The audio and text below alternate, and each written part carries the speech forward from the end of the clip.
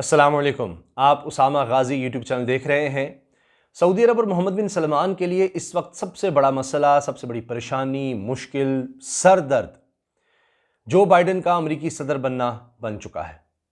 और उनकी मुश्किल का और परेशानी का अंदाज़ा आप इस बात से लगाएं इसकी कितनी ज़्यादा अहमियत है कि फॉरेन पॉलिसी मैगज़ीन हो वो इस बारे में लिख रहा है, इकोनॉमिक टाइम्स इस बारे में लिख रहा है, रॉयटर्स दुनिया की मोतबर तरीन खबरसा एजेंसी वो इस बारे में लिख रही है, और टाइम ये सब ये बातें लिख रहे हैं अपने अपने अंदाज से कि मोहम्मद बिन सलमान के लिए ये बहुत बड़ी मुश्किल पैदा हो गई है जो बाइडन का जीतना। हत्ता कि इलेक्शन में भी ये बातें नज़र आ रही थीं कि सऊदी अरब नहीं चाहता था कि डेमोक्रेट्स जीतें, जो बाइडन जीतें, और ट्रंप पर उन्होंने बहुत ज़्यादा इन्हिसार कर रखा था। अब चार ऐसी वजूहात हैं, चार ऐसे बड़े मसाइल हैं कि जिनकी वजह से मोहम्मद बिन सलमान के लिए जो बाइडन बहुत ज़्यादा मुश्किलात पैदा कर सकते हैं, और इस बारे में वो बात भी कर चुके हैं जो बाइडन।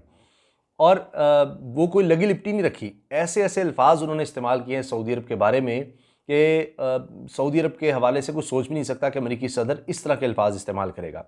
मिसाल के तौर पर जो यमन जंग का मामला है उसके हवाले से उन्होंने कहा, जो बाइडन ने अपनी कैंपेन के दौरान ये कहा, यानी कोई बहुत पुरानी बात नहीं है, वो साबिक अमेरिकी सदर रहे हैं और अब अमेरिकी सदर बन जाएंगे चूँकि इलेक्शन जीत चुके हैं।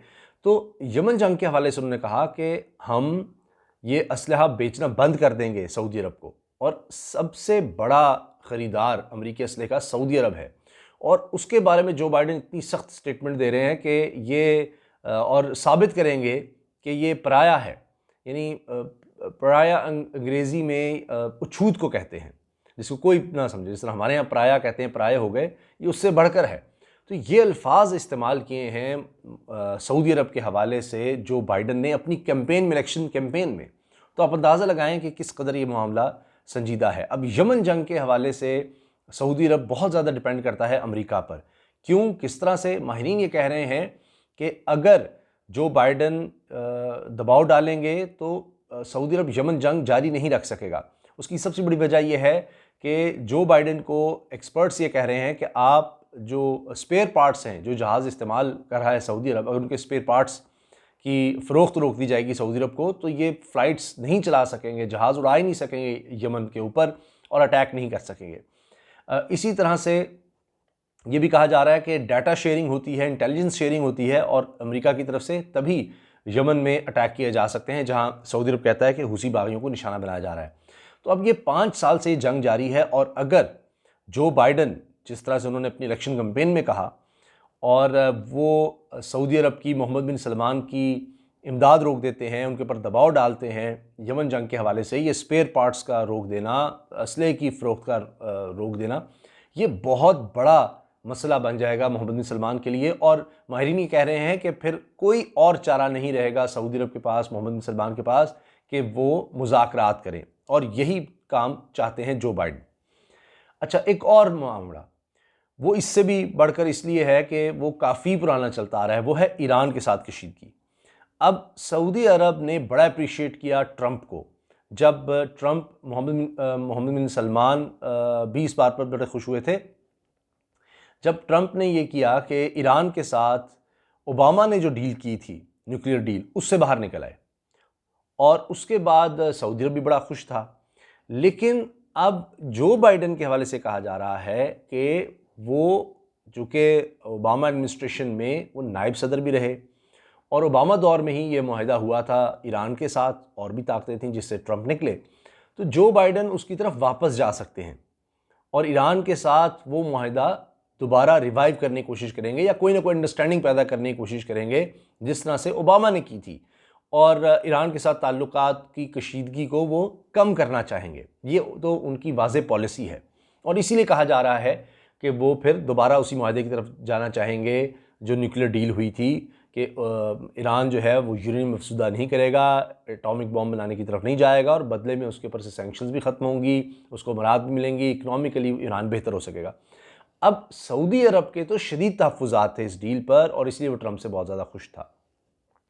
अब बाइडन के आ जाने से ये मसला होगा कि एक तो ये तो वाज़े है कि कशीदगी तो कम होगी ही होगी। तो इससे सऊदी अरब किसी भी तरह से खुश नहीं हो सकता, और ये किसी भी तरह सऊदी अरब की जो खारजा पॉलिसी रही है ईरान के हवाले से, कशीदगी रही है, कम हो जाती है, लेकिन ये नहीं होता कशीदगी ख़त्म हो जाए, ज़्यादातर तो बढ़ती देखी है। अभी देखिए ऑयल फैसिलिटीज़ पर हमलों के हवाले से ये सारे मामला जिस तरह से हुए, तो लिहाजा अब ये वाज़े है कि ईरान के हवाले से जो बाइडन की पॉलिसी ट्रंप वाली तो नहीं होगी। ये तो समझे पत्थर पर लकीर है। अब कितनी ज़्यादा तब्दीली उसमें आती है ये एक ज़रूर सवाल है, लेकिन सऊदी अरब जिस तरह से चाहता है, या जिस तरह के ट्रंप के दौर में ईरान के साथ मामला चल रहे थे, वैसे नहीं होंगे, उनकी निस्बत कशीदगी कम होगी, ये तो पक्की बात है। तो लिहाजा अब ये भी मोहम्मद बिन सलमान के लिए एक बहुत बड़ी मुश्किल पैदा हो गई है। उनकी खारजा पॉलिसी के हवाले से ये उनके लिए एक बहुत बड़ा मसला होगा, क्योंकि ईरान के बारे में उनके शदीद तहफ़्फ़ुज़ात हैं, ताकि जो ऑयल फैसिलिटीज़ निशाना बनी हैं सऊदी अरब के अंदर, उसका इल्ज़ाम ईरान पर सऊदी अरब ने लगाया है। यमन जंग के हवाले से भी सऊदी अरब ईरान पर इल्ज़ाम लगाता है कि वो हुसी बागियों को सपोर्ट करता है। तो इससे आप अंदाज़ा लगा लें। एक और चीज़ जमाल खशोगी का कत्ल है, जिसके बारे में आप हैरान होंगे कि CIA ने भी ये कहा कि जी ये ऑर्डर्स, अमेरिका की इंटेलिजेंस रिपोर्ट्स थी कि ऑर्डर्स जमाल खशोगी के कत्ल के मोहम्मद बिन सलमान ने दिए थे। अब मोहम्मद बिन सलमान कहते हैं कि ये गलत बात है। अच्छा, ट्रंप ने इन सब चीज़ों को हाईलाइट नहीं होने दिया था। ये जो इंटेलिजेंस रिपोर्ट्स थी या दीगर रिपोर्ट्स थी, अमेरिकन रिपोर्ट्स, जमाल खशोगी के कत्ल में मोहम्मद बिन सलमान मुलव्वस हैं, इन चीज़ों को उन्होंने हाईलाइट नहीं होने दिया था।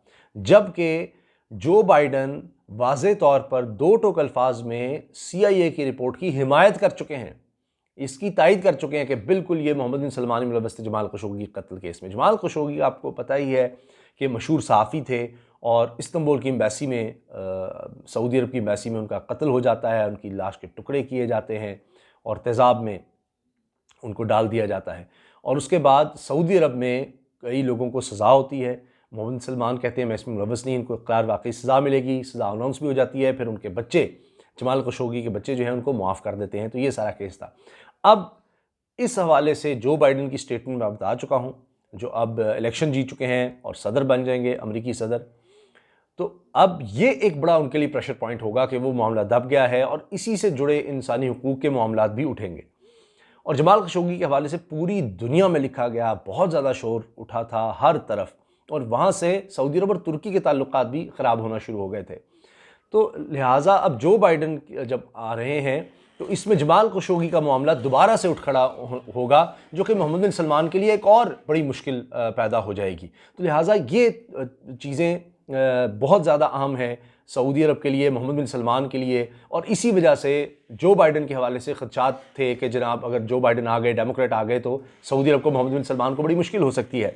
हत्ता कि आप देखें कि UAE हो या सऊदी अरब का मीडिया हो, उसमें इस हवाले से ये बात कही जा रही थी कि देखें जी ये तो हिलरी क्लिंटन, जो कि डेमोक्रेट हैं और सदारती उम्मीदवार भी नहीं हैं, तो उनकी कोई मेल्स हैं जो ब्रदरहुड के लिए हैं, और वो सब कुछ, यानी जैसे कोई दहशतगर्द तंजीमों से भी उनका कोई ताल्लुक़ वगैरह, और इस तरह की बातें यानी UAE और सऊदी अरब के मीडिया में बनती रहीं। तो इससे आप अंदाज़ा लगाएं कि डेमोक्रेट्स के और जो बाइडन के किस कदर ख़िलाफ़ सऊदी अरब और UAE मीडिया है, और उसकी क्या सोच है। अच्छा, अब एक आखिरी चीज़ है जो कि है इंसानी हुकूक की तंजीमें, इंसानी हुकूक के हवाले से, ख़वातीन के हुकूक के हवाले से काम करने वाली ख़वातीन, विमेन एक्टिविस्ट कई क़ैद हैं सऊदी अरब में, और इस पर भी जो बाइडन बहुत ज़्यादा दबाव डालेंगे, ये भी उनकी पॉलिसी में नज़र आ रहा है। और इस हवाले से सऊदी अरब तो ये कहता है कि जी हमारा इंटरनल मामला है, और उनको हमने मुख्तलिफ़ वजूहात की बिना पर क़ैद किया हुआ है, पकड़ा हुआ है, गिरफ़्तार है, लेकिन यकीनन जो बाइडन इस पर दबाव डालेंगे। वो इंसानी हुकूक के हवाले से बहुत ज़्यादा बात करते हैं, ताकि उन्होंने तो मकबूजा कश्मीर के हवाले से भी बात की है। तो ये एक मामला है ख़वातीन एक्टिविस्ट की गिरफ़्तारी का, और इसमें मुख्तलिफ़ वजूहात बताई जाती हैं कि उनके कोई सऊदी अरब से बाहर जर्नलिस्ट से ताल्लुकात थे, और वो उनसे इंफॉर्मेशन शेयर करती थी या उनको बताती थी, इस तरह से। तो ये जो विमेन एक्टिविस्ट जो इस वक्त सऊदी अरब में क़ैद हैं, ये मामला भी उठेगा। जो बाइडन की ये जो सोच है उसका ये एक हिस्सा है। ये वो चंद चीज़ें हैं जिनकी वजह से बहुत ज़्यादा मुश्किल होगी सऊदी अरब को, मोहम्मद बिन सलमान को, जो बाइडन के आने से। और ये तमाम अहम मैगज़ीन, फ़ॉरेन पॉलिसी मैगज़ीन इस बारे में लिख रहे हैं, इस चीज़ को हाईलाइट कर रहे हैं। हत्ता कि यहाँ तक बात हो रही है कि जो UAE को लेटेस्ट जहाज़ सेल करने की बात हुई है, ट्रंप ने की थी, तो उससे भी मामला पीछे हट सकता है। और इसके साथ साथ ट्रंप के दामाद ने बड़े करीबी ताल्लुकात बना लिए थे मोहम्मद बिन सलमान से, तो वो बातें भी ज़रा से पुश चली जाएंगी। अगरचे सऊदी अरब ने अपने पास कुछ पत्ते रखे हुए हैं, जिस तरह से इसराइल को मानने के हवाले से इंतज़ार हो रहा था कि इलेक्शन हो जाएं तो नए जो सदर आएंगे, जिस तरह अब जो बाइडन आ रहे हैं, तो उनको तोहफे के तौर पर ये चीज़ हम देंगे कि जी हम इसराइल को तस्लीम कर रहे हैं। सऊदी अरब ने ये कार्ड भी रखा हुआ था आने वाले सदर को खुश करने के लिए।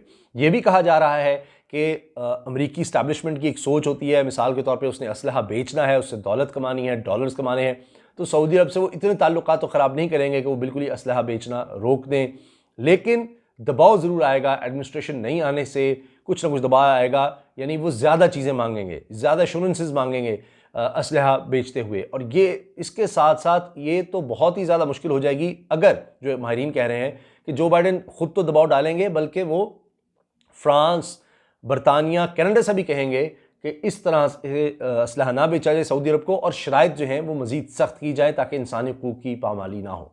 तो ये बहुत बड़ा मसला बनता नज़र आ रहा है जो बाइडन का आना मोहम्मद बिन सलमान और सऊदी अरब के लिए। इजाज़त दीजिए, अल्लाह हाफ़िज़। पाकिस्तान जिंदाबाद।